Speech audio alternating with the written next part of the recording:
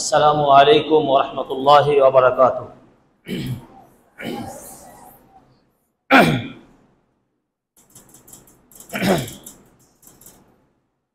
ইন্নাল হামদালিল্লাহি নাহমাদুহু ওয়া নাস্তাঈনুহু ওয়া নাস্তাগফিরুহু ওয়া নু'মিনু বিহি ওয়া নাতাওয়াক্কালু আলাইহি wa na'udzu billahi min shururi anfusina wa min sayyiati a'malina.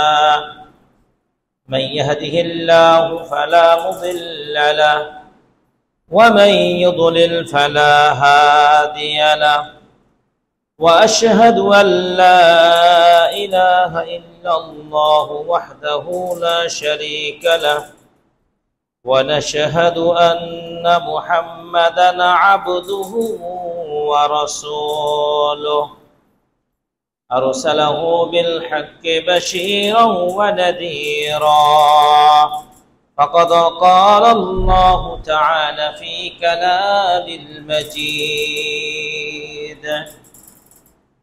أعوذ بالله من الشيطان الرجيم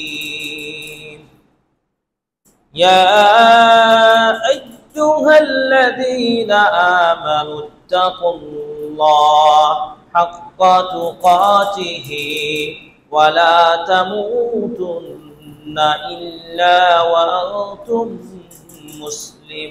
مسلمون يا أيها الذين آمنوا اتقوا الله وقولوا قولا سديدا يصلح لكم أعمالكم ويغفر لكم ذنوبكم ومن يطع الله ورسوله فقد فاز فوزا عظيما أما بعد فإن خير الحديث كتاب الله وخير الهدي هدي محمد صلى الله عليه وسلم وشر الأمور محدثاتها وكل محدثة بدعة وكل بدعة ضلالة وكل ضلالة في النار وبعد فأعوذ بالله من الشيطان الرجيم بسم الله الرحمن الرحيم يا أيها الذين آمنوا اتقوا الله وذروا ما بقي من الربا إن كنتم مؤمنين فإن لم تفعلوا فأذنوا بحرب من الله ورسوله وإن تبتم فلكم رؤوس أموالكم لا تظلمون ولا تظلمون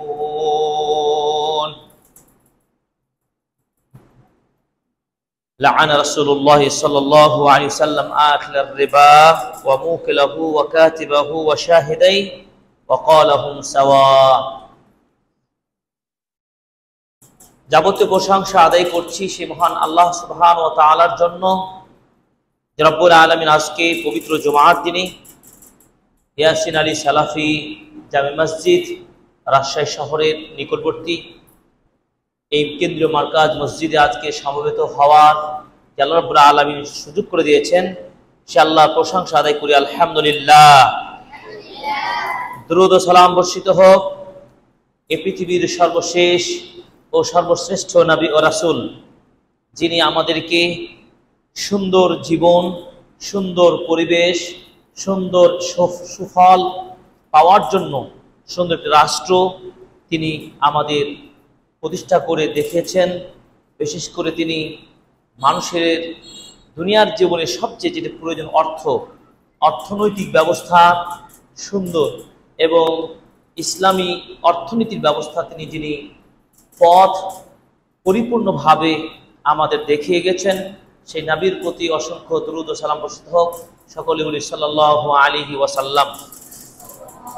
উপস্থিত আমাদের যারা খুতবা শুনছেন, খুতবা অত্যন্ত মনোযোগ দিয়ে শুনবেন এবং আজকের বিষয়টি খুবই গুরুত্বপূর্ণ বিষয়, সেটি হলো সুদ এবং সুদের ভয়াবহতা, সুদের বিকল্প কি হতে পারে, সুদ প্রতিরোধে সামাজিক, অর্থনৈতিক এবং আন্তর্জাতিকভাবে আমরা কি ধরনের পদক্ষেপ নিতে পারি, এই বিষয়গুলো ইসলামী অর্থনীতির আলোকে আলোচনা করার চেষ্টা করব।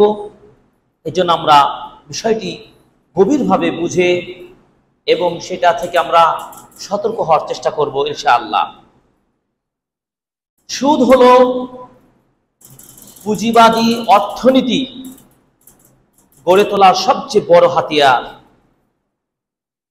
পৃথিবীর শুরুকাল, আদিকাল থেকে নিয়ে এই সুদ ভিত্তিক অর্থ ব্যবস্থা চলমান। আজও পর্যন্ত সে সুদ লেনদেন আমাদের মধ্যে রয়েছে। সুদ সমাজ শোষণের যতগুলো উপায় রয়েছে তার সবচেয়ে প্রধানতম, ভয়াবহ, মারাত্মক ভূমিকা পালন করে সুদ। এই ফ্যানটা অফ করে দিতে হবে, এই ফ্যানটা অফ করে দাও। সুদ ধনীকে আরো ধনী বানিয়ে তোলে, গরিবকে আরো গরিব করে তোলে। এটা সুদের যত কৌশল রয়েছে, ধনীকে ধনী বানানো আর গরিবকে আরো গরিব বানানোর ক্ষেত্রে যত কৌশল পাইতারা মাধ্যম রয়েছে, সুদ তার মধ্যে সবচেয়ে বড় হাতিয়ার। এজন্য পুঁজিবাদী অর্থনীতি প্রতিষ্ঠার ক্ষেত্রে সবচেয়ে বড় দায়, সবচেয়ে বড় যার উপরে এই ভূমিকা পালন, সেটা হচ্ছে সুদ। সুদের ফলে মানুষ অর্থহীন হয়ে পড়ে, স্বাবলম্বী হওয়ার বিপরীতে আরো অর্থনৈতিকভাবে সে দুর্বল হয়ে পড়ে। এই জন্য এই সুদ আদিকাল থেকে আজও পর্যন্ত চলমান যেমন রয়েছে, ঠিক এই সুদ নিষিদ্ধ এবং তা প্রতিরোধের জন্য পূর্ববর্তী নবী রাসূলগণ থেকে শেষ জামানা পর্যন্ত প্রত্যেকটা যুগেই এর নিষেধাজ্ঞা রয়েছে। শুধু এই নয়, সুদ যে একটা হারাম নিষিদ্ধ অর্থ ইনকামের মাধ্যম, এটি শুধু আমাদের শেষ উম্মার জন্য শুধু নিষেধাজ্ঞা নয়, বরং এই নিষেধাজ্ঞা কোথায় থেকে? একেবারে আদিকাল থেকে নিয়ে সর্বযুগের সকল নবী রাসূল প্রত্যেকটা ধর্মেই এই সুদের নিষেধাজ্ঞা, সুদ যে ভয়ঙ্কর অর্থনীতিকে ধ্বংস করার বড় হাতিয়ার, এটা তারা প্রত্যেকটা যুগে কালে তা নিষিদ্ধ হয়ে আসছে। কিন্তু তারপরেও এই সুদকে কিন্তু আমরা সুদ থেকে, এই সুদী অর্থ ব্যবস্থা, সুদ ভিত্তিক সমাজ ব্যবস্থা, আমরা তার প্রতিরোধ গড়ে তুলতে পারি না। কুরআনুল কারিমে প্রায় 60টি টানা আয়াত রয়েছে এবং প্রায় 40-এর ঊর্ধ্বে হাদিস রয়েছে, যে আয়াত এবং হাদিসগুলো বিশ্লেষণ করলে বোঝা যায় সুদের ভয়াবহতা এবং এর বড় মারাত্মক পাপের কথা। একটি হাদিস আমরা উল্লেখ করব, বুখারী মুসলিমের হাদিস। সর্বাধিক হাদিস বর্ণনাকারী সাহাবী আবু হুরায়রা রাদিয়াল্লাহু তাআলা আনহু, তিনি বলছেন, রাসূল সাল্লাল্লাহু আলাইহি ওয়াসাল্লাম বলেছেন, ইজতানিবুস সাবআল মুবিকাত। ক্বালু ইয়া রাসূলুল্লাহ মা হুন্না? আল্লাহর নবী বললেন, তোমরা 60টি ধ্বংসাত্মক পাপ থেকে বিরত থাকো। অবশ্যই বিরত থাকতে হবে, কোনোভাবে এগুলোর সাথে যুক্ত হওয়া যাবে না। সাহাবীগণ বললেন, ইয়া রাসূলুল্লাহ মা হুন্না? সেই 7টি বড় বড় কাবিরা গুনাহ কি? 1 নম্বর, আল ইশরাকু বিল্লাহ, আল্লাহর সাথে শরীক করা, শিরক করা পৃথিবীর সবচেয়ে বড় পাপ। 2 নম্বর, তিনি বললেন ওয়াস সিহর, জাদু বিদ্যা করা, জাদুর সাথে, জাদু বিশ্বাসী বা জাদুকরের কিছু যাওয়া, জাদুর কাজের সাথে যুক্ত থাকা। পৃথিবীর দ্বিতীয় বৃহত্তম বড় পাপ কাবিরা গুনাহ। 3 নম্বর, অন্যায়ভাবে কোন মানুষকে হত্যা করা পৃথিবীর তৃতীয় বৃহত্তম বড় পাপ। 4 নম্বর, সুদ খাওয়া। 5 নম্বর, যুদ্ধের ময়দান থেকে যুদ্ধ না করে পালিয়ে যাওয়া।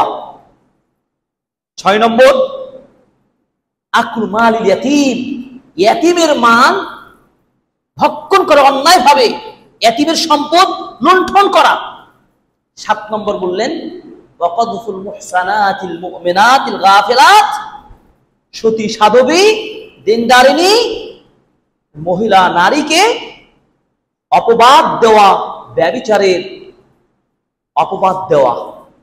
এই 7টি ধ্বংসাত্মক পৃথিবীর সবচেয়ে বড় পাপ।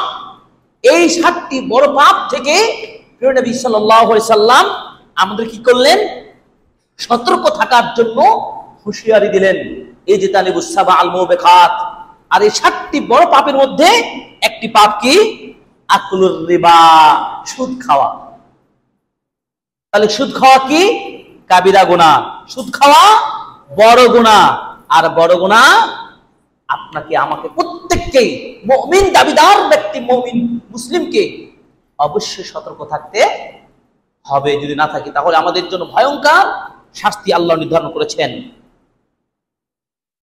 যেটিকে আমরা সুদ বলছি সেটিকে কোরআনে আর রিবা বলা হচ্ছে।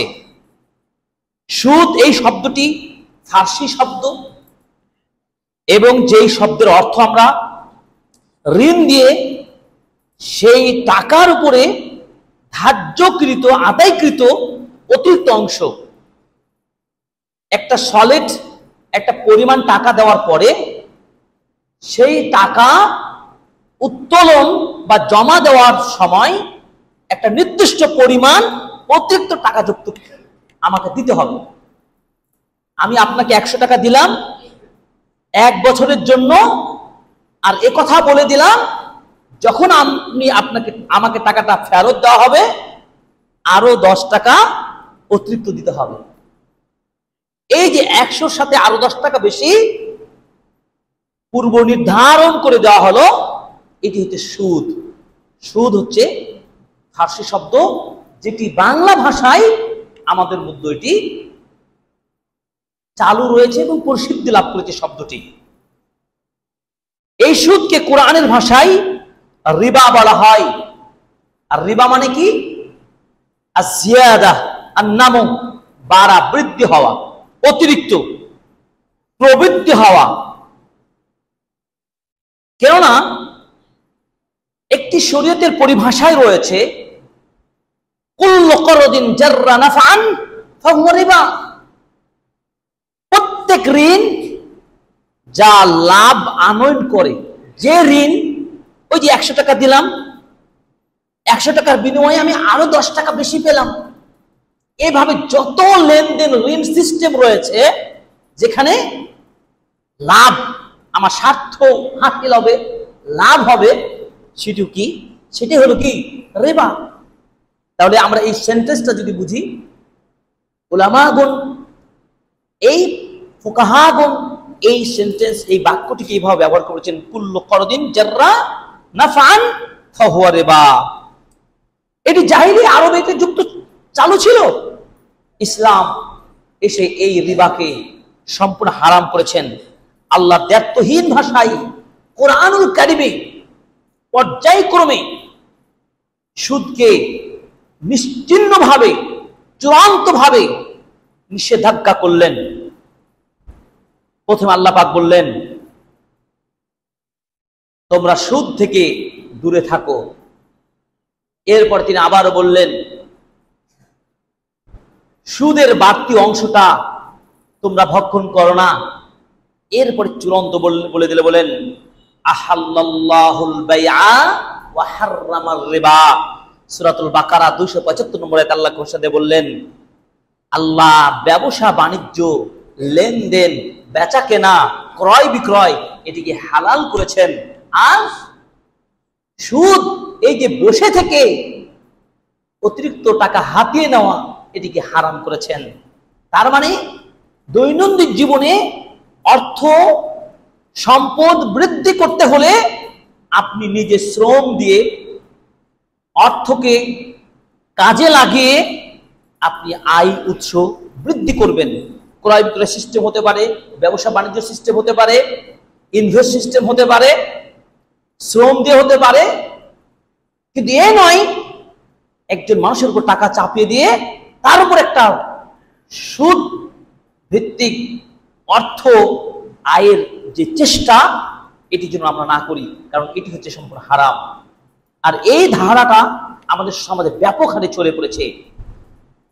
এই জন্য প্রখ্যাত ইসলামী অর্থনীতিবিদগণ এবং বিভিন্ন দার্শনিক সহ সকলেই বলেছেন ইসলামী শরীয়তে যে রিবা তথা ইন্টারেস্ট, রিবাকে আবার ইংরেজি ইন্টারেস্ট বলা হচ্ছে, এই ইন্টারেস্ট যে অতি বাড়তি অংশটা যেভাবে ঋণ গ্রহীতার উপরে চাপিয়ে দেওয়া হয়, এটি একেবারে নিষিদ্ধ এবং এটি হারাম। কোনোভাবেই তা বৈধতার সুযোগ পেতে পারে না। এই সুদকে বুঝতে হলে খাসাইসুর রিবা, সুদের বৈশিষ্ট্য আমাকে জানতে হবে। 4টি বৈশিষ্ট্য রয়েছে মৌলিকভাবে। সুদকে নির্ণয় করার জন্য 4টি শর্ত আমরা যদি বুঝতে পারি, সুদকে আমরা চিনতে পারবো এবং বুঝতে পারবো। 1, সুদের উদ্ভব হয় ঋণের থেকে। ঋণ সিস্টেম যেখানে, সেখানে সুদ সিস্টেম। তার মানে যখনই কোনো অর্থ ঋণ গ্রহণ করবেন, খরচ করবেন, সেটা হবে কি আপনার এই জায়গায় সুদের একটা উদ্ভব সৃষ্টি হবে। 1, 2, ঋণ পরিশোধের সময় যখন ঋণটা পরিশোধ করা হবে ঋণ দাতার কাছে, তখন পূর্ব নির্ধারিত হারে অতিরিক্ত অর্থ আপনাকে প্রদান করতে হবে, এটা জেনে নিতে হবে। মানে আমি আপনাকে অর্থ দিলাম আর আপনি আমার নিকট থেকে অর্থ গ্রহণ করলেন, কিন্তু আমার মাঝে আপনার মাঝে একটা শর্ত হলো যে প্রদত্ত যে অর্থ দেওয়া হলো তার উপরে আপনাকে ফেরত দেওয়ার সময় 6 মাস পর হোক বা 1 বছর পর হোক, আপনাকে শতকরা 100 টাকায় 10 টাকা 10% অথবা 15%, 15% অথবা 18%, যতটুকু হোক, এটা আপনাকে আমাকে বাড়তে দিতে হবে। যখন এই লেনদেন বুঝবেন এটা সুদ, সুদের খাসাইস বৈশিষ্ট্য। 2, 3 নম্বর, যে অতিরিক্ত অর্থ এবং গৃহীত ঋণ পরিশোধের জন্য আপনার একটা সময়সীমা বেঁধে দিবে। এই নয় যে আপনি টাকা নিলেন আমার কাছে, যখন মনে হলে দিলে দিবেন, এই না, কিন্তু আপনাকে বলে দেবে কিন্তু যে এতদিনের মধ্যে আপনি যদি পরিশোধ করতে পারেন আপনাকে 10%, 10%, শতকরা 10 ভাগ আপনাকে বাড়তি দিতে হবে। সুদের শোষণ, পীড়ন অর্থকে ধ্বংস করে দেয়। তার একটি নমুনা হলো আপনার সাথে চুক্তিবদ্ধ হয়েছে 1 বছরের, কিন্তু 1 বছর আপনি পরিশোধ করতে পারলেন না, তখন আপনাকে আবার সুদ প্রদানকারী ব্যক্তি বলবে, ঋণ প্রদানকারী ব্যক্তি বলবে, ঠিক আছে আরো 6 মাস সময় দেওয়া হলো, কিন্তু আরো 6% সুদ বাড়িয়ে দেওয়া হলো। তাহলে কি বুঝলাম? 1 নাম্বার, সুদ হবে ঋণ থেকে সুদের উদ্ভব। 2 নাম্বার কি, সুদ এটা পূর্ব নির্ধারিত হতে হবে পার্সেন্ট। 3 নাম্বার কি, সময় নির্ধারণ থাকবে। 4 নম্বর কি, ঋণ গ্রহীতা যে ব্যক্তি ঋণ গ্রহণ করেছে তার লাভ লোকসান মানে ক্ষয়ক্ষতি, যে অর্থ নিয়ে ব্যবসা শুরু করেছিল কিন্তু অর্থ নিয়ে সে কাজে লাগাতে পারেনি, ক্ষতিগ্রস্ত হয়ে গেল, ঋণ দাতা এই ক্ষয়ক্ষতির কোনো অংশ গ্রহণ করবে না। তার একটা কথা, তোমাকে দিয়েছি চুক্তি ভিত্তিক, এই চুক্তি ভিত্তিক তোমাকে আমার টাকাও ফেরত দিতে হবে এবং অতিরিক্ত অংশও দিতে হবে।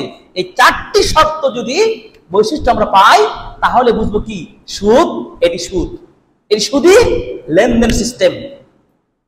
আশা করি আপনারা বুঝতে পেরেছেন। এই জন্য সুদকে নির্ণয় করার জন্য, বুঝার জন্য এই খাসাইসুর রিবা, সুদের যে বৈশিষ্ট্য বা এই 4টি বৈশিষ্ট্য, এই 4টি বৈশিষ্ট্যকে আপনি আইডেন্টিফাই করবেন, তাহলে সুদ সিস্টেমটাকে খুব সহজে যে কোনো লেনদেনে আপনি দ্রুত সহজভাবে সুদ লেনদেন নাকি সুদ লেনদেন নয় এটি আপনি স্পষ্ট বুঝতে পারবেন। এই সুদ সিস্টেম, সুদে লেনদেন দুই ভাবে হয়ে থাকে। কয় ভাবে হয়ে থাকে? দুই ভাবে। এক, এই জন্য ফুকাহাগণ বিশেষ করে গবেষণা, ইসলাম শরিয়া নিয়ে যারা গবেষণা করেন, তারা হাদিসের আলোকে সুদকে দুই ভাগে ভাগ করেছেন। এক, আর রিবা নাসিয়া, রিবা আন নাসিয়া আর রিবা আল ফাদল। বাকিতে একটা সুদ আর একটা হচ্ছে কি নগদে সুদ। তো প্রথমত রিবা আন নাসিয়া কি? এটা বাকিতে ঋণের সুদ, যেটি খুব সহজভাবে বোঝা যায়।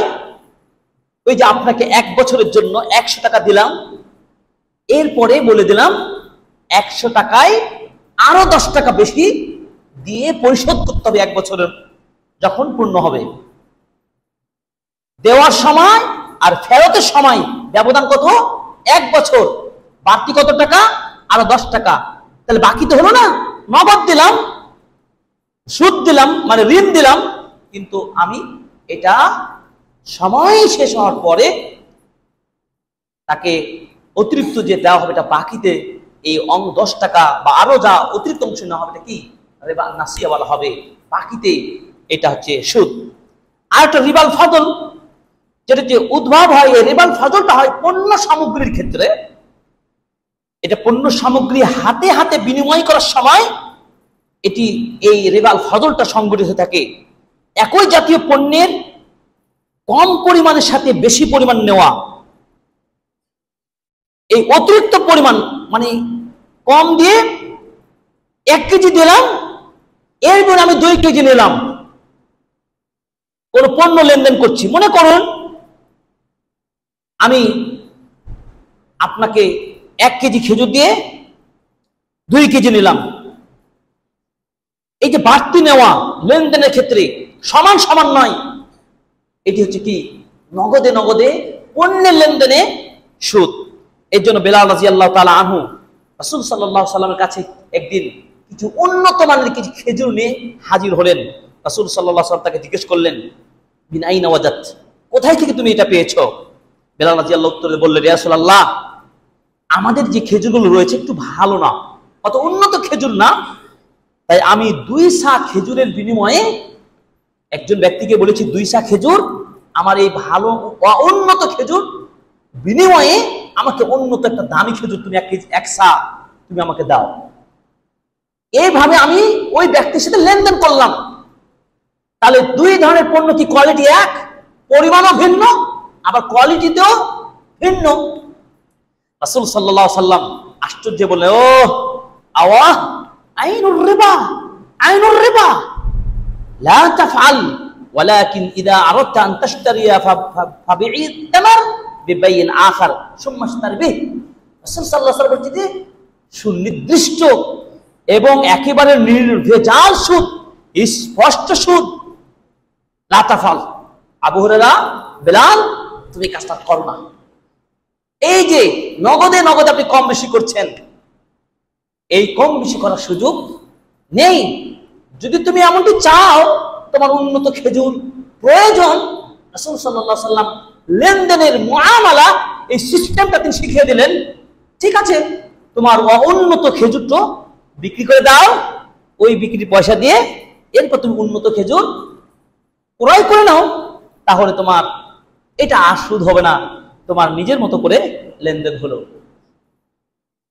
এভাবে রাসূল আবু সাঈদ খুদরী রাদিয়াল্লাহু তাআলা আনহু উল্লেখ করে বলছেন, রাসূল সাল্লাল্লাহু আলাইহি ওয়াসাল্লাম বললেন কি, আয-যাহাবু বিয-যাহাব, স্বর্ণের বিনিময়ে স্বর্ণ, ওয়াল ফিজ্জাতু বিল ফিজ্জা, রৌপ্যর বিনিময়ে রৌপ্য, ওয়াশ শাঈর বিশ শাঈর, জবের বিনিময়ে জব, ওয়াল বুররু বিল বুরর, গমের বিনিময়ে গম, ওয়াত তামার বিত তামার, খেজুর বিনিময়ে খেজুর, ওয়াল মিলহু বিল মিলহি, এবং লবণের বিনিময়ে লবণ, মিসলাম বিমিসলিন ইয়াদাম বিয়াদিন, দুইটি শর্ত সমান সমান, হাতে হাতে, নগদে নগদে, সমস্যা নাই, তুমি লেনদেন করো। 1 কেজি লবণের সাথে 1 কেজি লবণ লেনদেন, 1 কেজি খেজুর সাথে 1 কেজি খেজুর লেনদেন করেন। সেটা একই মানের হতে হবে এবং পরিমাণে এক সমান হতে হবে। এবার রাসূল সাল্লাল্লাহু আলাইহি ওয়াসাল্লাম বলেন, ফামান জাদা আবিস্তাজাদা, যে বাড়িয়ে দিবে অথবা অতিরিক্ত যে চাইবে, ফাকাদ আরবা, সে সুদ খেয়ে নেবে। সমান সমান লেনদেন কোনো সমস্যা নাই, কিন্তু যখন আপনি এইভাবে বাড়িয়ে দিবেন বা বেশি চাইবেন, তখন সুদ হয়ে যাবে। রাসূল সাল্লাল্লাহু আলাইহি ওয়াসাল্লাম বললেন, আল আখির ওয়াল মু'তি ফিহি সাওয়া, এইভাবে যদি কেউ লেনদেন করে, বাড়তি পণ্য লেনদেনের সময় সংখ্যায় বা পরিমাণে বেশি বা কম, এই কম বেশি করা বা কোয়ালিটির কম বেশি করা, এইভাবে যদি করতে চান তাহলে সুদ হবে। এই সুদের পাপ আপনাকে গ্রহীতা এবং প্রদানকারী উভয়কে সমান পাপের ভাগীদার হতে হবে। এই সুদ এবং সুদের সাথে আরেকটি পরিভাষা আমাদের সমাজে ব্যাপক হারে অর্থনীতির পরিভাষায় প্রচলিত রয়েছে, সুদ এবং মুনাফা। এই জন্য এক শ্রেণীর মানুষ বলে যে বর্তমান সুদকে মুনাফা বলে চালিয়ে দেওয়া হয়। আসলে সুদ এবং মুনাফা কি এক নয়। সুদ এবং মুনাফা যে ভিন্ন ভিন্ন, এর কয়েকটা পার্থক্য তুলে ধরবো আমরা। সুদ এবং মুনাফার পার্থক্য: সুদ হবে এমন বিষয় যেখানে শর্ত, ঋণের শর্ত অনুযায়ী ঋণ গ্রহীতাকে ঋণের সাথে, মূল অর্থের সাথে অতিরিক্ত অর্থ প্রদান করতে হবে। ওই যে আমি যা ঋণ গ্রহণ করলাম, শর্ত কি? আমাকে একটা নির্দিষ্ট পরিমাণ অতিরিক্ত অর্থ দিতে হবে। এটা সুদের ক্ষেত্রে এটা ঘটবে। পক্ষান্তরে মুনাফা,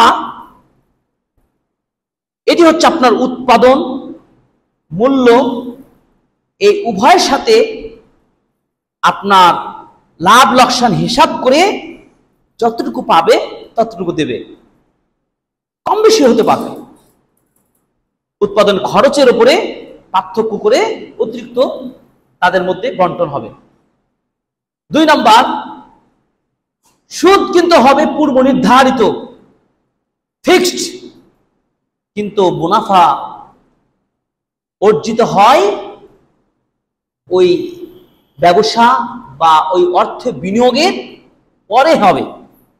কিন্তু সুদ মাধ্যমে প্রচালিত ব্যবসা বাণিজ্য, এটি লাভ হোক আর লস হোক, ঋণ প্রদানকারীকে তার নির্ধারিত পরিমাণ দিতেই বাধ্য, পূর্ব নির্ধারিত পদ্ধতি ফলো করতে হবে। মুনাফার ক্ষেত্রে এটা নয়, ব্যবসা বাণিজ্যের পরে হিসাব নিকাশ করে দিতে হবে। সুদের মধ্যে কোনো ঝুঁকি নেই, কারণ যিনি ঋণ দিচ্ছেন তিনি নিশ্চিত জানেন সে আমাকে এই মূলধন এবং অতিরিক্ত প্লাস অতিরিক্ত সে দিতে বাধ্য, তার কোনো ভয় নেই। কিন্তু মুনাফার মধ্যে ঝুঁকি আছে, ভয় আছে, থাকবে। কারণ আপনি যে টাকাটা ব্যবহার করছেন সেটি লাভ হতে পারে, লসে হতে পারে, অনিশ্চয়তা আছে রয়েছে। 4 নম্বর কি? যে সুদের মধ্যে ঋণদাতা সময় এবং শ্রম বিনিয়োগ করে না। সে শুধু টাকা দিয়ে দিয়েছে, কিন্তু সে ব্যবসা পরিচালনার জন্য সময়ও দিবে না, আশ্রমও দিবে না। কিন্তু মুনাফা, যিনি উদ্যোক্তা এবং পুঁজির যোগানদাতা, আমি উদ্যোগ গ্রহণ করলাম আর আরেকজন আমাকে কি দিল? অর্থের যোগান দিল। উভয়ে সময় এবং শ্রম বিনিয়োগের মধ্য দিয়ে যেই লাভটা পাবে সেটা মুনাফা। তাহলে আমরা সুদ এবং মুনাফার মধ্যে 4টি পার্থক্য আপনাদের সামনে তুলে ধরার চেষ্টা করলাম।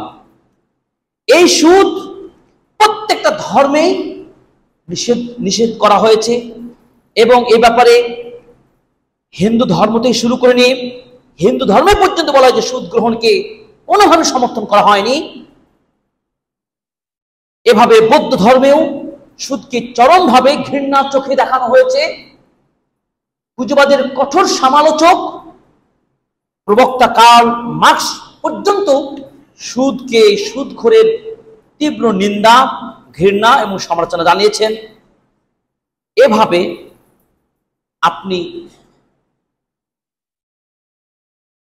বিশেষজ্ঞ এবং যারা দার্শনিক, অর্থনীতিবিদ, সত্যিকার যারা একটা ব্যালান্সেবল অর্থনীতি গড়তে চায় এমন অর্থনীতিবিদগণ এই সুদি কারবার, সুদের লেনদেন এই সিস্টেমটাকে চিরতরে তারা নিষেধ করে চলেছেন এবং নিষেধ করে থাকেন।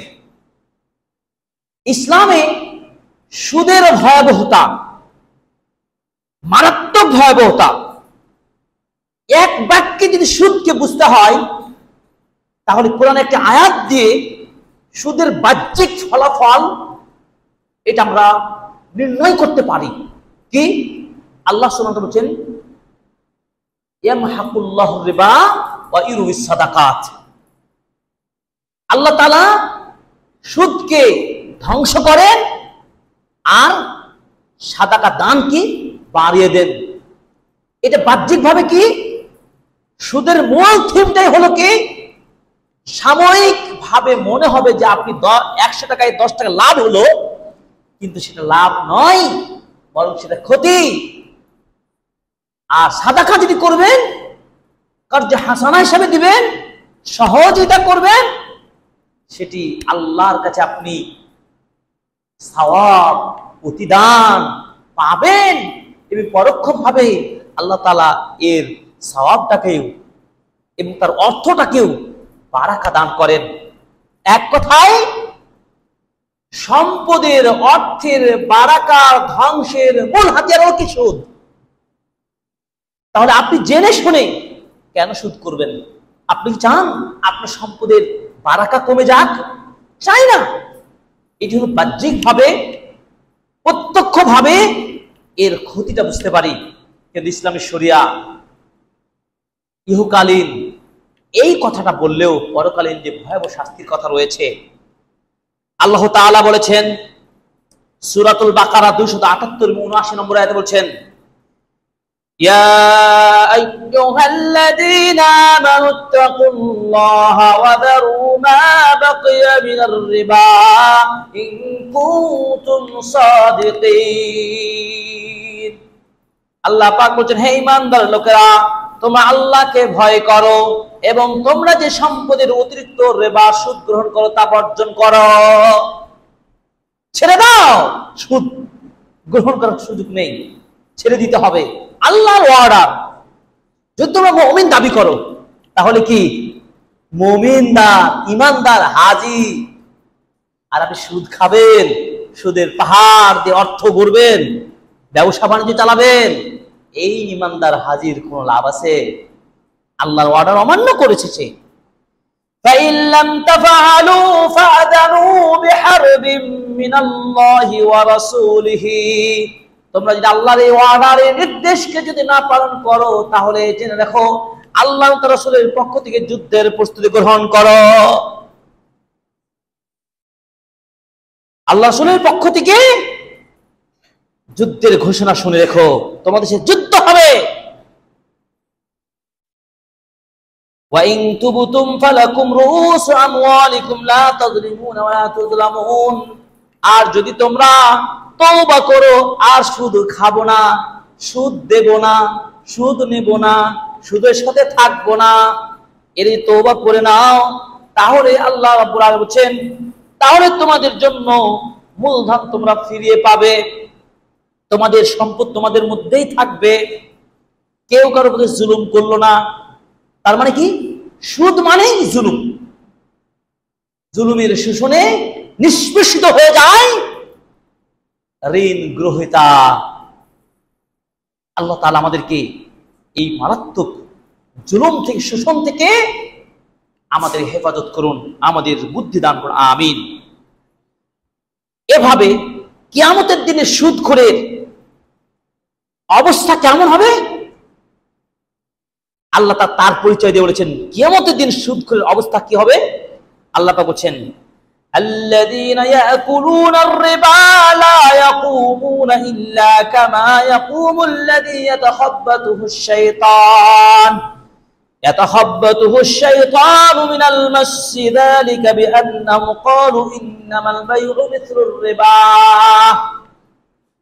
যারা বলে সুদ, লেনদেন, ব্যবসা বাণিজ্য সব একই বিষয়, এটার মধ্যে কোনো পার্থক্য নাই, সুদ যা ব্যবসা বাণিজ্য তা, এই চিন্তা পোষণ করে যারা সুদের সাথে জড়িত থাকে, আল্লাহ তাআলা বলছেন এইভাবে সুদ ভক্ষণকারীরা কিয়ামতের দিনে এমন ভাবে তাদেরকে উত্থান ঘটানো হবে যেন তাদেরকে শয়তানের প্রভাবে শয়তান তাদেরকে স্পর্শ করেছে।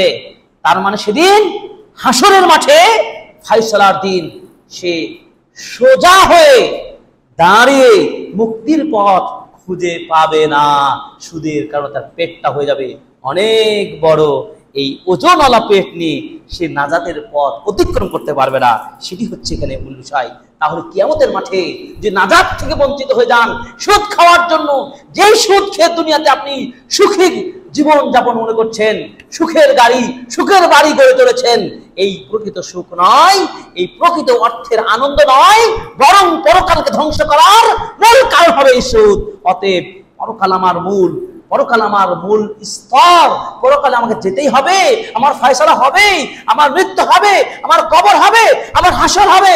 সুতরাং আমি সুদ খাবো না, শুধু অর্থ ব্যবস্থা গড়ে তুলবো না। এই রাসূল সাল্লাল্লাহু আলাইহি সাল্লাম খুব শক্তভাবে বলেছেন, লাআনা রাসূলুল্লাহ সাল্লাল্লাহু আলাইহি ওয়াসাল্লাম আকিলার রিবা ওয়া মুকিলাহু ওয়া কাতিবাইহি ওয়া কাতিবাহু ওয়া শাহিদাই। তিনি বললেন যারা সুদ খায়, যারা সুদের সাক্ষী থাকে, সুদের হিসাব যারা লেখে, এই সব শ্রেণীর ব্যক্তির উপরে আল্লাহ নবী লানত করেছেন। কোরআনে সব পাপের নিষেধাজ্ঞা কঠিন ভাবে করলেও সবচেয়ে ভয়ঙ্কর ভাবে সুদের ব্যাপারে সবচেয়ে কঠোর ভাবে, শক্ত ভাবে আল্লাহ তাআলা বলেছেন। এই জন্য সমাজ রাষ্ট্রের সর্বস্তরে, সমাজ এবং রাষ্ট্রের সর্বস্তরে সুদ বন্ধ করার উদ্দেশ্যেই রাসূল সাল্লাল্লাহু আলাইহি ওয়াসাল্লাম সর্বাত্মক চেষ্টা তিনি চালিয়েছিলেন তার সেই সমকালীন যুগে। তিনি এত কঠোর ছিলেন, তার উদাহরণ হিসাবে বলতে পারি নাজরানের খ্রিস্টানদের সাথে তিনি যে চুক্তিপত্র, ব্যবসা লেনদেনের চুক্তি করেছিলেন, সন্ধিপত্র, তিনি তাদের সন্ধিপত্রে দ্ব্যর্থহীন ভাষায় চিঠি লিখে পাঠিয়েছিলেন, যদি তোমরা সুদী কারবার বন্ধ না করো, সুদী কারবার চুক্তি ভঙ্গ না করো, তাহলে আমরা তোমাদের সাথে যুদ্ধ করতে প্রস্তুত রয়েছি এবং তোমাদের সাথে আমাদের কারবার লেনদেন বন্ধ হয়ে যাবে, চুক্তি ভঙ্গ হয়ে যাবে, সুদ ভিত্তিক তোমাদের সাথে আমাদের ব্যবসা বাণিজ্য চলবে না। এই হুঁশিয়ারি আজকের কোন সেই উমর, সে আবু বকর, সেই সমস্ত সাহাবী আজমাইন, তাদের মতো কি আমাদের শাসক আর পাবো? আমাদের অর্থ নিয়ে যারা কাজ করছেন, ব্যাংক, বাণিজ্য, অর্থনীতির বিশেষজ্ঞ যারা হয়েছেন, দাবি করছেন, তাদের কি হৃদয়ে ভয় হয় না? তারা কি রাসূল সাল্লাল্লাহু আলাইহি ওয়াসাল্লামের জীবন ব্যবস্থা, অর্থনীতি ব্যবস্থা দেখে নাই? আমাদেরকে এই সুদ থেকে কঠিনভাবে সতর্ক হতে হবে এবং সুদী ব্যবসা প্রতিষ্ঠান থেকে আপনাকে সমূলে ছুঁড়ে ফেলে আসতে হবে। সুদের ভয়াবহতা, শাস্তির কথাগুলো লক্ষ্য করে 7টি পয়েন্ট আপনাদেরকে উল্লেখ করব। এক, সুদ। তার আগে বলি, সুদের আয়াতগুলো কোরআনের 7টি আয়াতে আল্লাহ বলেছেন। সেই আয়াতগুলো কি কি? সূরা বাকারার 275 থেকে 276 নম্বর আয়াত, এরপরে সূরা আল ইমরানের 130 নম্বর আয়াত এবং সূরা রুমের 39 নম্বর আয়াত এবং সূরাতুল বাকারার 278 থেকে 280 নম্বর আয়াত। অর্থাৎ সূরা বাকারায় টানা কয়েকটি আয়াত, 75 থেকে 76, মাঝে 77 বাদ 78 থেকে 80, 78, 79, 80, 3টা, আর 2টা 5টা, আর হচ্ছে সূরা ইমরান হচ্ছে 130 6টা, আর সূরা রুমের 39 হলো 7টা। এই 7টি আয়াতে সুদ ভিত্তিক লেনদেন এই বিষয়ে আল্লাহ তাআলা আলোচনা করেছেন। সুদের ভয়াবহতা, এর শাস্তির কথা কোরআন ও হাদিসের আলোকে আমরা 7টি উল্লেখ করব।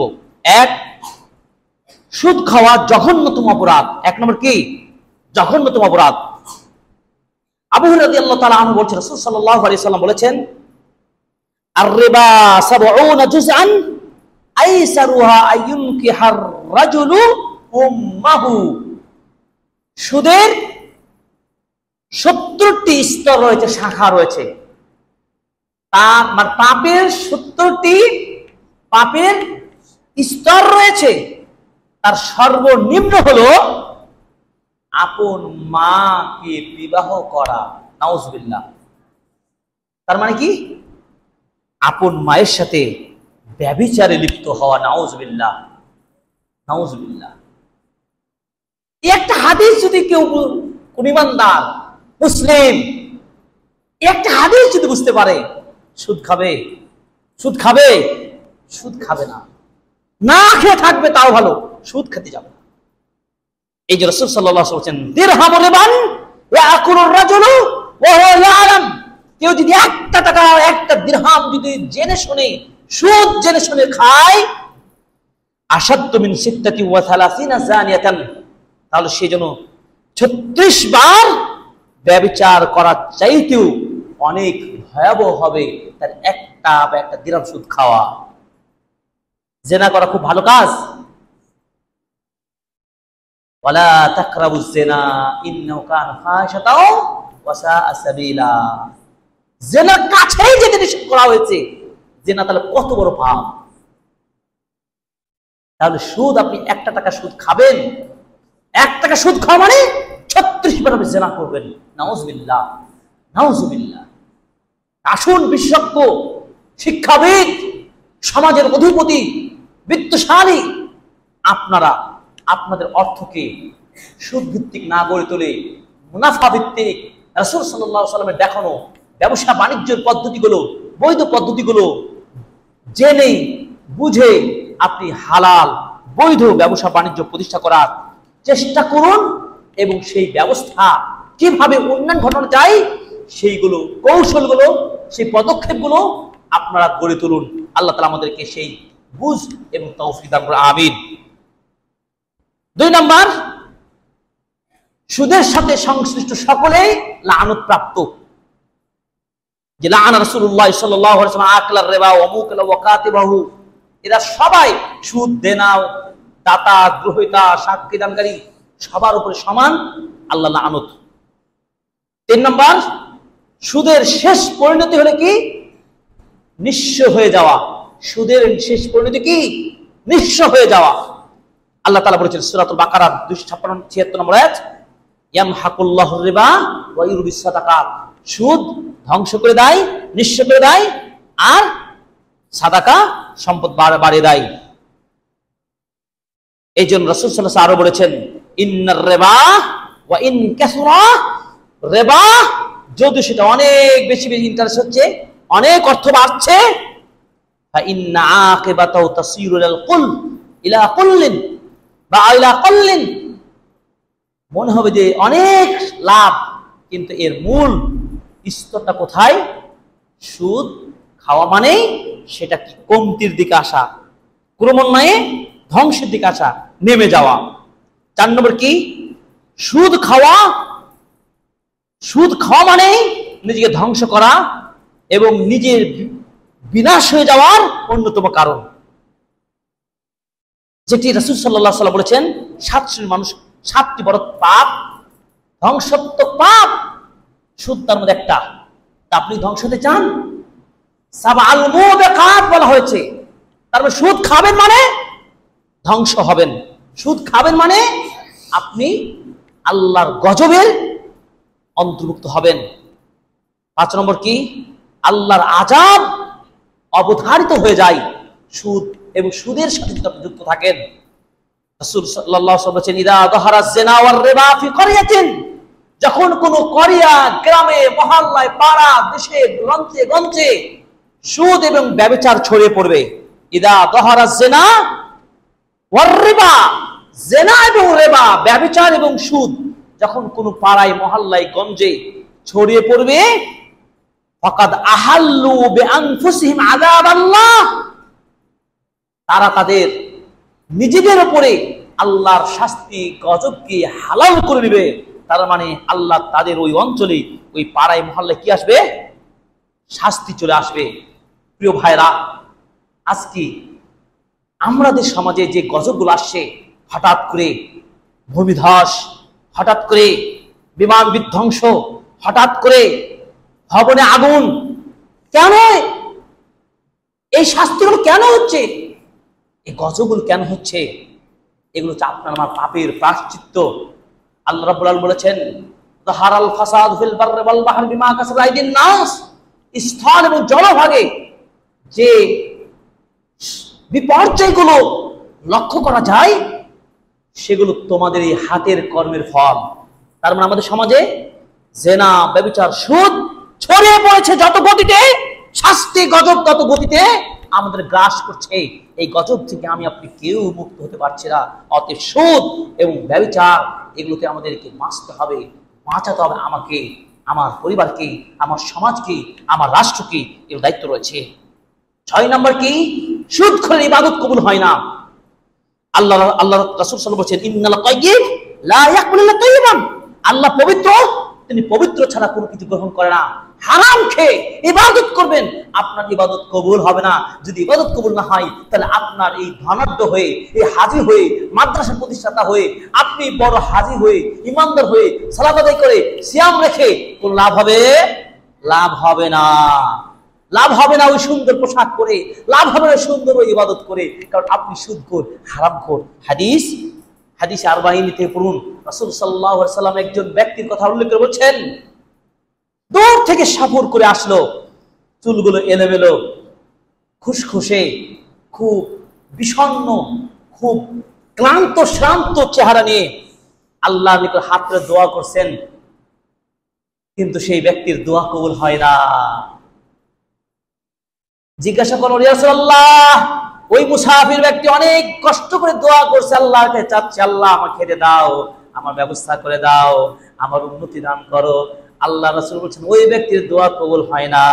দোয়া কেন কবুল হয় না? জবাব রাসূল বললেন, কারণ হলো সে যা খায়, যা পান করে, যা পোশাক পরে, সবগুলো হারাম খেয়েছে। মাতা আমাহু ওয়া মাশরাবাহু ওয়া মালবাসাহু, তার পোশাক, তার খাদ্য, পানি সব হারাম, তাই তার দোয়া কবুল হয় না। কিভাবে তার দোয়া কবুল হবে? তার মানে হারাম খেয়ে তার দোয়াও কবুল হবে না, ইবাদত কবুল হবে না। সুতরাং এই সুদ হারাম, নিষিদ্ধ, এটি কোনো সন্দেহ নেই। অতএব সুদ ভিত্তিক অর্থ গড়ে, অর্থ প্রতিপত্তি হয়ে আপনার কোনো কাজে আসবে না, ইবাদত কাজে আসবে না। এই ভয়ঙ্কর আপনাকে কথা মনে রাখতে হবে। আল্লাহ পবিত্র, হারাম কখনোই পবিত্র হতে পারে না। সুদ হারাম, এটি নাপাক, এটা অপবিত্র। এই অপবিত্র অর্থ নিয়ে আপনি কখনো নিজেকে পবিত্র দাবি করতে পারেন না। সুদখোরের পরিণাম, সর্বশেষ পরিণাম 7 নম্বর কি? জাহান্নাম। রাসূল সাল্লাল্লাহু আলাইহি ওয়াসাল্লাম বলেছেন, ইন্নাহু লা ইয়ারবু লাহমুন নাবাতা মিন সুহতিন ইল্লা কানাতিন নারু আউলা বিহি, ওই ব্যক্তি যার শরীর হারাম খেয়ে গড়ে উঠেছে, হারাম খেয়ে বড় হয়েছে, সেই অংশ জাহান্নামে পূর্বে। আমার পোশাক সুদি টাকার, হারাম টাকার, আমার খাদ্য, পানি, বাড়ি, গাড়ি, ফ্ল্যাট সব হারাম খেয়ে গড়ে তুলেছি। এর কারণে রাসূল বলছেন, তাকে জাহান্নামে যেতে হবে। আল্লাহ তাআলা আমাদেরকে হেফাজত করুন। আল্লাহ তাআলা সুদকে, সুদের ভয়াবহতা আমাদের বুঝে সুদ থেকে সর্বচেষ্টা অব্যাহত রেখে আমরা সুদ মুক্ত অর্থনীতি গড়ে তোলার চেষ্টা করব। এবার এ পর্যায়ে আমরা খুব সংক্ষিপ্তভাবে বলবো সুদের কুফলগুলো। সুদের কারণে সামাজিক কুফল, অর্থনৈতিক কুফল, আন্তর্জাতিক কুফল, 3 ধরনের মন্দ দিক আমাদের সমাজে এর প্রভাব বিস্তার করে। প্রথমত আমরা নৈতিক ও সামাজিক কুফলগুলো বলবো, খারাপ দিকগুলো, ব্যাড দিকগুলো উল্লেখ করবো। 1 নম্বর, সুদ সমাজ শোষণের সবচেয়ে শক্তিশালী মাধ্যম। একটা সমাজকে সুন্দরভাবে গড়ে তোলার পিছনে, সমাজকে শোষণ ভিত্তিক গড়ে তোলে এই সুদী কারবার। তার মানে সুদ সমাজ শোষণের সবচেয়ে শক্তিশালী মাধ্যম। 2, সুদ মানুষকে স্বার্থপর ও কৃপণ বানায়। দেখবেন না, অনেক কোটিপতি, কিন্তু তার কাছে 10 টাকা চাইবেন, হাত দিয়ে টাকা বের হয় না, কারণ তার মনটা তো মরে গেছে, একেবারে কৃপণ। আল বাখিল, আসাদুল বাখিল, সর্বনিকৃষ্ট বখিল এসে। তার মানে কি, একজন ধরেন আমার চাচা, আমার ভাই যদি বখিল হয়, তাকে কি পছন্দ করবেন আপনি? করবেন না। খারাপ মানুষে এই নৈতিকতা ভাবে অনৈতিকতার মধ্যে রয়েছে, তার মানে সে কৃপণ। সুদ মানুষকে কৃপণ বানিয়ে তোলে। 10 নম্বর, সুদ শ্রম বিমুখতা এবং গাফালাতি, অলসতা সৃষ্টি করে। ওই যে কোনো উপায় হোক, আপনি 10 লক্ষ টাকার মালিক পেয়ে গিয়েছেন, আপনি করলেন কি, একটা বাজে সিস্টেম, ব্যাংকে রেখে দাও, আর ব্যবসা করা লাগবে না, 10 লাখ টাকায় 20% বা 10% সুদ পেলে তুমি মাস গেলে, হ্যাঁ, 2,500 টাকা করে হলেও তো 20 লাখে 20 × 40, আরো 10, 50,000 টাকা মাস গেলেই পাবেন। তাহলে ব্যবসা করার দরকার আছে, শ্রমের দরকার আছে, ইনভেস্টের প্রয়োজন আছে। একটা গাঁজাখড়ি সিস্টেম করে মানুষকে শ্রম বিমুখ এবং যে অ্যাক্টিভ কর্মঠ হওয়া, অর্থকে কাজে লাগানো, এটা থেকে দূরে রাখে। 4 নম্বর কি, সুদ স্বল্প লাভজনক সামাজিক প্রয়োজনীয় খাতে বিনিয়োগ করা থেকে নিরুৎসাহিত করে। আপনি যে অল্প কিছু টাকা আছে, এটা দিয়ে কিছু বিনিয়োগ করে ব্যবসা বাণিজ্য করবেন, এটা করতে আপনাকে মন চাইবে না, নিরুৎসাহিত করা হবে। সুদ নৈতিক অবক্ষয়ের অন্যতম কারণ। আপনার যে নৈতিক অবক্ষয় ঘটে, এই সুদ তার একটা কারণ। সুদ সমাজে ঘৃণা ও বিদ্বেষ সৃষ্টি করে। সুদের কারণে আপনার আমার মধ্যে কি একটা ঘৃণা বিদ্বেষ সৃষ্টি হয়, রেষারেষি, দ্বন্দ্ব, ফাসাদ সৃষ্টি হয়। সুদের কারণেই দরিদ্র মানুষ আরো দরিদ্র হয়, ধনী মানুষ আরো ধনী হয়, কারণ সুদের লোকেরা সুদ দিতে থাকে আর গরিবরা আরো গরিব হতে থাকে। এই হচ্ছে আপনার 6 থেকে 7টি সুদের সামাজিক নৈতিক কুফল। সুদের অর্থনৈতিক কুফল হলো কি, সুদের শোষণ এটা দীর্ঘস্থায়ী এবং সর্বব্যাপী, অর্থনীতির ব্যাপক মন্দা প্রভাব ফেলে। সুদের কারণেই ভূমিহীন কৃষকেরা, এই কৃষকের সংখ্যা দিন যায়, কৃষকের সংখ্যা কমে আসে, কারণ অর্থ নাই। সুদ ভিত্তিক যদি আপনার কৃষি করতে হয়, আপনি 1 বিঘা জমি আবাদ করতে গিয়ে যদি আপনাকে ঋণ নিতে হয় 10,000, আর আবাদ করে আপনি পেলেন হয়তো 13 থেকে 14,000 বা 15,000, আর ওই 10,000 টাকার সুদ দিতে চলে যাবে 13,000, আপনি 1,000 2,000 নিয়ে আপনার কি সমাজ পরিবার চলবে? তার মানে যদি আপনাকে সুদ না দেওয়া হতো, যদি আপনাকে কর্জে হাসানা দেওয়া হতো, তাহলে আপনার মধ্যে একজন সাধারণ কৃষক মানুষ ওই 10,000 টাকার সহযোগিতা পেয়ে সে চাষাবাদ করে 18-20,000 টাকা বা 15,000 টাকা সে আয় করতে পারলো। সেই লোকটা 10,000 টাকা খাটিয়ে 8,000 বা 7,000 বা 10,000 টাকা আরো লাভ করলো। ওই লোকটা অর্থনৈতিক বা কৃষি লোকটা চাঙ্গা হবে কি হবে না? চাঙ্গা হবে, উৎসাহ পাবে। কিন্তু কি, এই অর্থনৈতিক ভাবে সুদের লেনদেন থাকার কারণে কৃষক মানুষেরা ঝরিয়ে পড়ছে, অর্থনৈতিক ভাবে দুর্বল হচ্ছে। সুদের ফলে একচেটিয়া ব্যবসা লেনদেনের বৃদ্ধি পাচ্ছে। একচেটিয়া মানে যারা সুদ নেবে দেবে, এরাই শুধু ব্যবসা করে কোটিপতি হবে, ব্যাংকাররা। আর আপনার মতো সাধারণ মানুষেরা সুদ নিতেও পারে না, যার কারণে তারা একচেটিয়া ব্যবসা থেকে বঞ্চিত হচ্ছে। যারা ব্যবসায়িক তারাই ব্যবসায়ী কোটিপতি হচ্ছে। তারপরে বৈষম্য সৃষ্টি হচ্ছে। এই বৈষম্যতা দূর করতে হলে সুদ ভিত্তিক অর্থ ব্যবস্থাকে আমাদেরকে প্রতিরোধ করতে হবে। সুদের কারণেই পুঁজিবাদী অর্থ ব্যবস্থার উদ্ভব হয়, সুদের কারণেই দ্রব্যমূল্য বৃদ্ধি হয়, সুদের কারণেই মজুরি বৃদ্ধি পায়, সুদের কারণেই বিনিয়োগ করতে মানুষ নিরুৎসাহিত হয়, সুদের কারণে মানুষ উৎপাদনমুখী বিনিয়োগ থেকে পিছিয়ে থাকে। সুদের কারণে মানুষের ক্রয় ক্ষমতা দৈনন্দিন জীবনে কমে আসে। সুদের কারণে মানুষ উদ্যোক্তা হতে পারে না। সুদের কারণে মানুষ দেউলিয়া হয়ে পড়ে। সুদের কারণে মানুষ অর্থনীতিতে অস্থিতিশীলতার শিকার হয়। সুদের কারণে মানুষ অর্থনীতি মন্দা দেখতে পায়। অতএব এভাবে সুদের অর্থনৈতিক কুফল অনেকগুলো রয়েছে, যেমন সামাজিক নৈতিক রয়েছে। আমরা কি করতে পারি? এই সুদকে প্রতিরোধ করার জন্য, সুদকে দূর করার জন্য আমাদের কিছু করণীয় রয়েছে। আমরা পরিত্রাণের জন্য একমাত্র নিতে পারি করণীয় হলো হচ্ছে কি, সামাজিক কর্মসূচি নিব। এক, গণসচেতনতা বৃদ্ধি করব। প্রত্যেকটা পাড়ায় মহল্লায় আমরা কি সুদকে না বলবো, সুদকে না বলবো, সুদ ভিত্তিক চলবে না, চলবে কর্জে হাসানা, এই স্লোগান আমরা চালিয়ে যাব। এরপরে আমরা যে কাজগুলো করতে পারি, আখিরাতের ভয়াবহতার কথা মানুষকে তুলে ধরতে পারি এবং মানুষের অনুভূতিকে জাগ্রত করার চেষ্টা করব।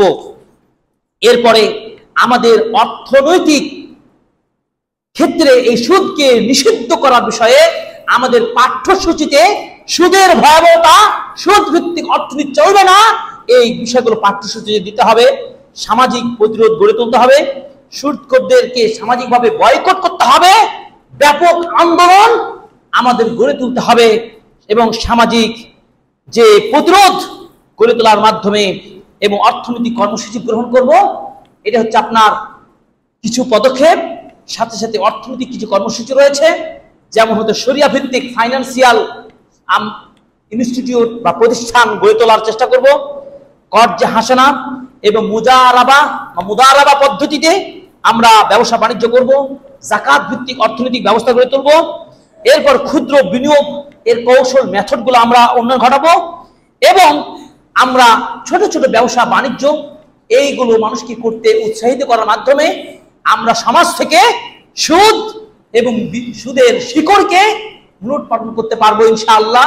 অতএব এই খুতবার মাধ্যমে আমরা সুদের পরিচয় জানলাম, সুদের বৈশিষ্ট্য জানলাম, সুদকে চেনার বৈশিষ্ট্য জানলাম, সুদের এবং মুনাফার পার্থক্য জানলাম, সুদের ভয়াবহতাও জানলাম এবং সুদের ভয়াবহতা 7টি জেনে এরপরে সুদের কুফল, সামাজিক নৈতিক কুফলগুলো রয়েছে এবং অর্থনৈতিক কুফল রয়েছে, এগুলো জানলাম এবং সুদকে সমাজকে বিতাড়িত করার জন্য যেসব পদক্ষেপগুলো না দরকার সে কর্মসূচিগুলো আমরা কয়েকটি সামাজিকভাবে অর্থনৈতিকভাবে নিতে পারি সেগুলো আপনাদেরকে ধারণা দেওয়ার চেষ্টা করলাম।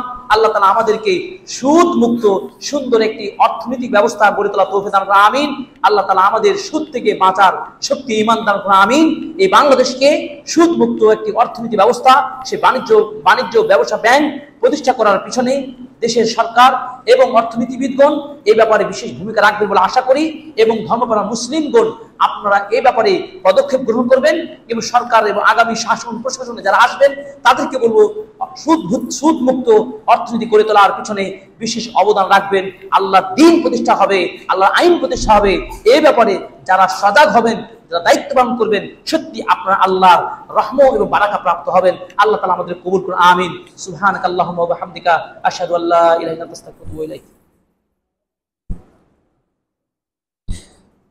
ইন্নাল হামদালিল্লাহি ওয়াহদা ওয়াসসালাতু ওয়াসসালামু আলা রাসূলিল্লাহ ওয়া আলা আলিহি ওয়া সাহবিহি ওয়া মাওলা মা বাদ। আল্লাহুম্মা সাল্লি ওয়া সাল্লিম আলা নবী, আল্লাহুম্মা সাল্লি আলা মুহাম্মাদ ওয়া আলা আলি মুহাম্মাদ কামা সাল্লাইতা আলা ইব্রাহিম ওয়া আলা আলি ইব্রাহিম ইন্নাকা হামিদুম মাজিদ। আল্লাহুম্মা বারিক আলা মুহাম্মাদ ওয়া আলা আলি মুহাম্মাদ কামা বারাকতা আলা ইব্রাহিম ওয়া আলা আলি ইব্রাহিম ইন্নাকা হামিদুম মাজিদ।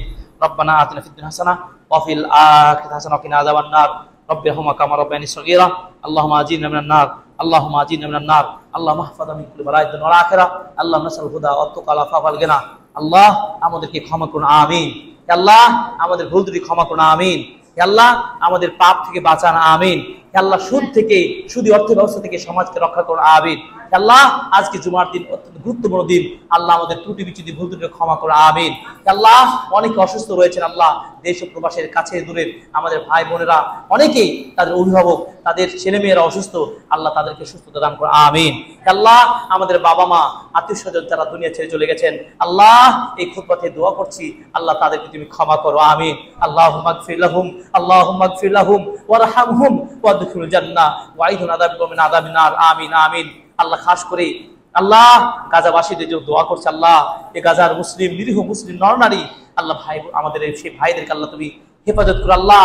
আল্লাহ তোমার সাহায্য চাই আল্লাহ, আল্লাহ তোমার সাহায্য চাই, তুমি গাজার বাকে ফিলিস্তিনকে আল্লাহ তুমি হেফাজত করো আমিন। আল্লাহ মনসুর ইখওয়ানানা ফি ফিলিস্তিন ইয়া রাব্বাল আলামিন ইয়া আকরামাল আকরামিন ইয়া রাব। আল্লাহ সিরিয়ার মুসলিম ভাইদেরকে হেফাজত করুন, গোটা মুসলিম বিশ্বকে হেফাজত করুন আল্লাহ। বিশেষ করে দোয়া করছি খুতবার মধ্যে আল্লাহ এই বাংলাদেশের মধ্যে যে গত 21-22 তারিখে 22শে জুলাই আমাদের বাংলাদেশে ঢাকায় উত্তরায় মাইলস্টোন স্কুল কলেজে যেভাবে বিমান বিধ্বস্ত হয়ে আমাদের ছেলের কচিকাতা ছোট ছোট ছেলে মেয়েরা ছাত্র ছাত্রীরা যেভাবে মুহূর্তের মধ্যে ধ্বংস হয়ে গেল আল্লাহ, তাদেরকে তুমি শহীদ হিসেবে কবুল করো আমিন। আল্লাহ তাদের বাবা মা যারা রয়েছে আল্লাহ তাদেরকে উত্তম সবর দান করো আমিন। আল্লাহ অনেক ছোট ছোট বাচ্চারা আগুনে পুড়ে ঝলসে গেছে আল্লাহ, তাদের উত্তম চিকিৎসার ব্যবস্থা করে দিন আমিন। আল্লাহ তাদেরকে আবারও তাদের সুস্থ করে সেই বাবা মার কোলে ফিরে দাও আমিন। আল্লাহ বাংলাদেশে এমন যেন কিছু আর না ঘটে, এই ধরনের বিপদ যেন না হয় আল্লাহ, আমাদের এই গজব থেকে বিপদ থেকে বাঁচিয়ে দিন আমিন। যেই লেফটেন্যান্ট কর্নেল ছিলেন যিনি বিমান পরিচালনা করছিলেন আমাদের রাজশাহী ছেলে তৌকির, আমাদের খুবই কাছের, আমাদের দেশের আমাদের অঞ্চলের আল্লাহ, সেই ভাইটিকে তুমি ক্ষমা করো আমিন। আল্লাহ আমার বাংলাদেশকে আমাদের এই দেশটাকে আল্লাহ যেন রক্ষা করে গজব থেকে বিপদ থেকে সে দোয়া করছি, সে প্রত্যাশা করছি আল্লাহ তাআলা আমাদের দোয়াকে কবুল করো আমিন আমিন। আল্লাহ তাআলার কাছে বারবার আরাধনা এবং দোয়া করছি এই বিপদগ্রস্ত পরিবারগুলো আল্লাহ তুমি উত্তম অভিভাবক হয়ে যাও এবং আল্লাহ তাআলা যেন আমাদের হেফাজত করেন সব ধরনের গজব থেকে আমিন আমিন। ربنا تقبل منا انك انت السميع العليم وتب علينا انك انت التواب الرحيم سبحان ربك رب العزه عما يصفون وسلام على المرسلين والحمد لله رب العالمين آمين آمين.